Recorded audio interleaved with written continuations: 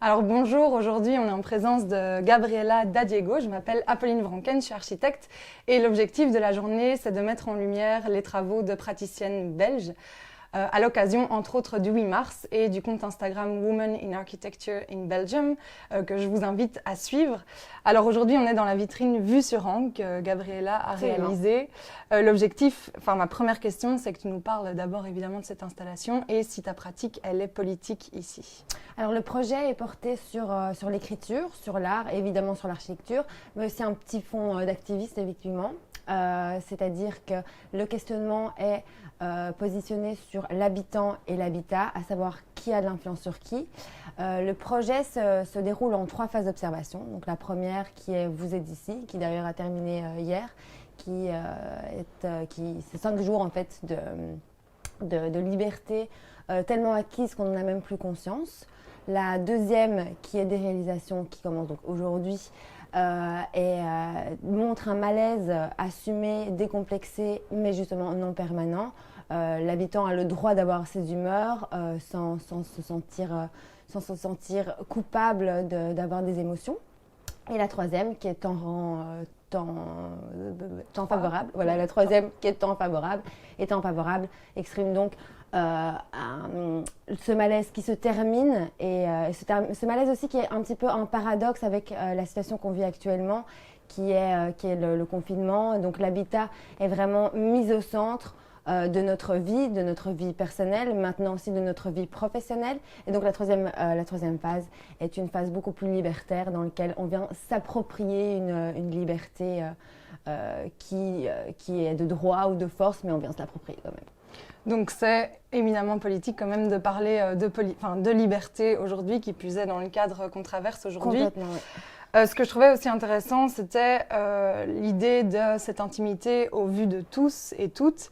Est-ce que tu pourrais aussi commenter là l'environnement qui nous entoure, un peu le décrire et parler de cette notion d'intimité, puisque moi, par exemple, dans mes pratiques d'architecte, la notion de l'intime, la notion de l'individu qui vit au centre de l'habitat, c'est éminemment engagé. Et donc, qu'est-ce que tu peux nous dire par rapport à ça ? La vitrine, paradoxalement, par l'ennui de l'habitant dématérialisé, anime l'ennui du spectateur.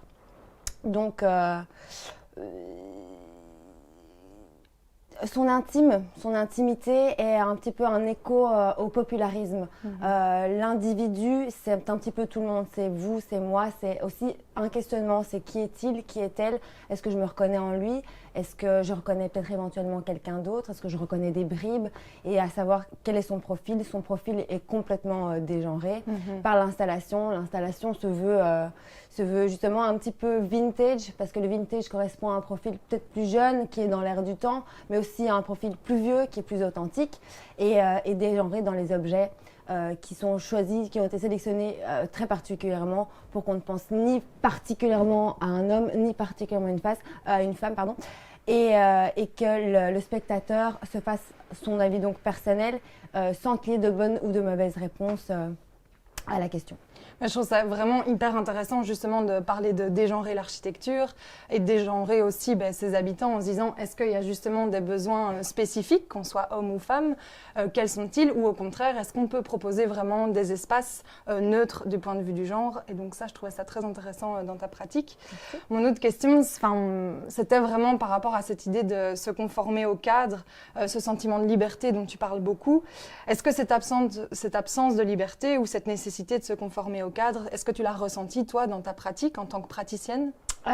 C'est une évidence que c'est peut-être un petit peu plus difficile d'obtenir la crédibilité dans un domaine qui est plus peut-être à tendance masculine, mais si la réalisation se fait et qu'on justement on se réalise dans son métier, je pense que la fierté en est forcément décuplée. Donc effectivement, oui. Et ces termes aussi de cadre et de liberté, c'est aussi un petit peu un rapprochement à ces terres dans lesquelles on vit, où on achète des maisons parfois sur catalogue. Alors, niveau urbanistique, je trouve que ça n'a pas d'intérêt incroyable, ça ne rend pas nos villes plus belles. Le but n'est pas de donner une leçon aux gens et que tout le monde ait une belle maison somptueuse d'architecte, mais plutôt peut-être de réfléchir à ce qu'on fait de notre argent et ce qu'on fait de l'esthétisme de nos villes que j'ai l'impression qu'on a un petit peu abandonné avec le temps, quand on regarde les anciennes constructions qui sont incroyables, avec les beaux pignons. Et c'est peut-être quelque chose qu'on perd avec justement ce cadre.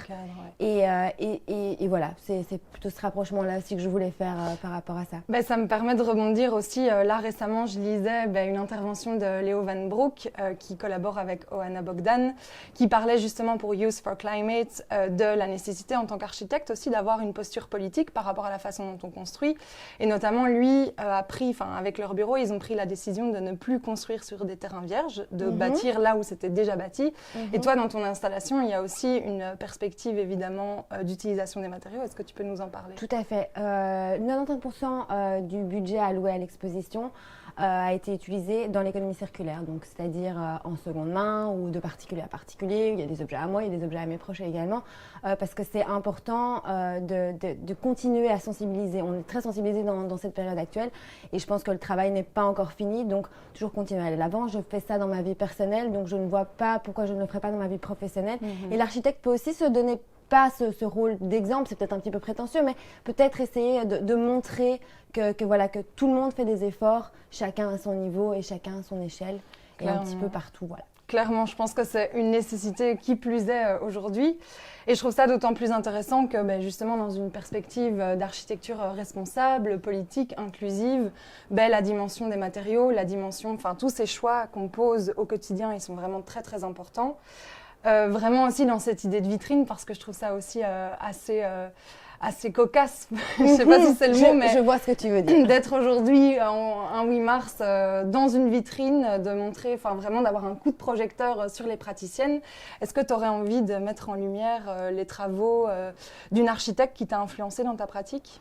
Lina Bobardi m'a fort influencée durant mes études, et c'est vrai qu'on peut retrouver peut-être une idée commune entre la vitrine et son travail. Elle va vraiment mettre le paysage en relation avec l'habitat. Moi, c'est plutôt l'habitat en relation avec l'habitant, ce qui est un échelon en dessous, mais qui est quand même important. Toute l'échelle a son importance. Clairement, et dans cette idée d'échelle, justement, d'espace à soi, d'espace habité, moi, ça me fait évidemment penser à Virginia Woolf et cette idée de chambre à soi qu'on a évidemment retrouvée exacerbée pendant le confinement. On parle aussi de ces lieux intimes, de ces lieux dont on a besoin pour se retrouver, pour se ressourcer. Et en même temps, ici, ils sont exposés à la vue du passant, donc c'est vraiment intéressant.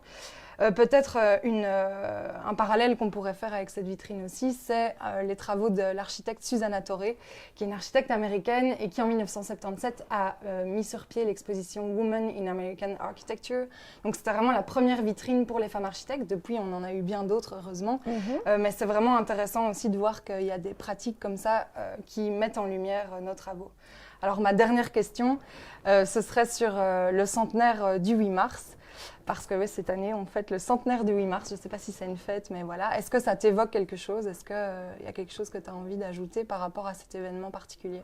Pour moi, le centenaire du 8 mars, c'est la célébration de la femme qui s'octroie sa liberté, qui ne va pas demander la permission si effectivement elle peut se prendre sa liberté vite fait. Non, elle va la chercher. C'est une liberté qui n'est pas forcément acquise, il y a encore du chemin. C'est important de se rappeler du chemin qu'on a parcouru. C'est important aussi parce que quand on se rappelle, on a une meilleure visibilité pour savoir le chemin encore à parcourir. Et espérons que le féminisme un jour devienne un non-débat.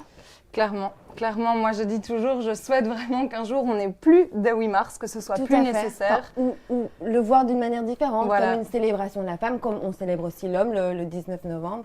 Je l'ai appris récemment, je ne vais pas mentir. Mais voilà, une célébration de nos luttes, ça je crois que ce sera toujours nécessaire, montrer les acquis qu'on a. Mais clairement, j'espère que ces combats un jour seront dépassés et désuets. En tout cas, merci Gabriela Dadiego pour cette interview et pour cette rencontre. Plaisir. Bravo aussi pour cette installation. Alors je disais tout à l'heure, c'est la première fois que je fais une interview entourée de frites, de tasses, de bouteilles.